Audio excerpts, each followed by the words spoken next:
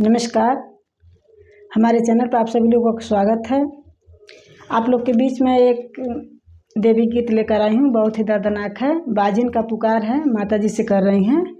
आप लोग फुल आवाज कीजिएगा, बहुत ही दर्द भरा है। सुनिए।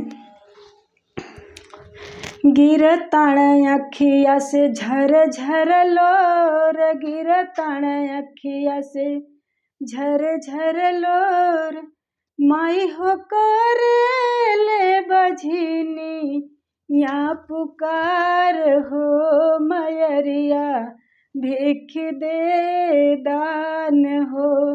हे माई हो करे ले बझिनी या पुकार हो मयरिया, भीख दे दान हो।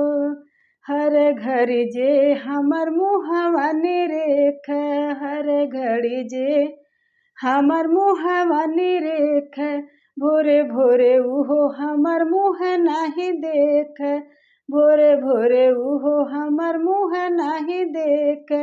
अपन सवंग भइल अपन कठोर, अपन सवंग भइल अपन कठोर। हे माई हो घर भर के बदलल व्यवहार हो मयरिया, भीख दे दान हो। हे माई हो घर भर के बदलल व्यवहार हो मयरिया, भीख दे दान हो। रानी होके बनल बाणी हम नौकरानी, रानी होके बनल बाणी हम नौकरानी। भगिया के हीन तीन भैली में हतानी, भगिया के हीन तीन भैली में हतानी। हमरो जिंदगिया में कई दाय जोर, हमरो जिंदगिया में कई दाय जोर। हे माई हो लौको ताण सग रोय अन्हार हो मयरिया, भीख दे दान हो। हे माई हो लौको ताण सग रोय अन्हार हो मयरिया, भीख दे दान हो।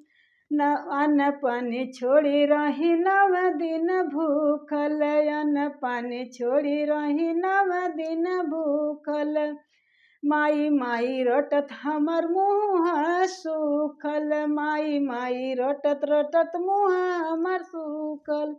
हमरो जिंदगिया में कई दाया जोर, हमरो जिंदगिया में कई दाया जोर।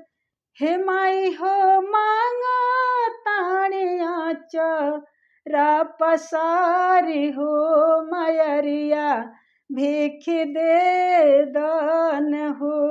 हे माई हो मांगो ताणिया चरा पसारी हो मयरिया, भीख दे दान हो।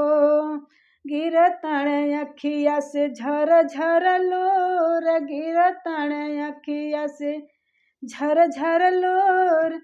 हे माई हो करे ले बझिनी या पुकार हो मयरिया, भीख दे दान हो।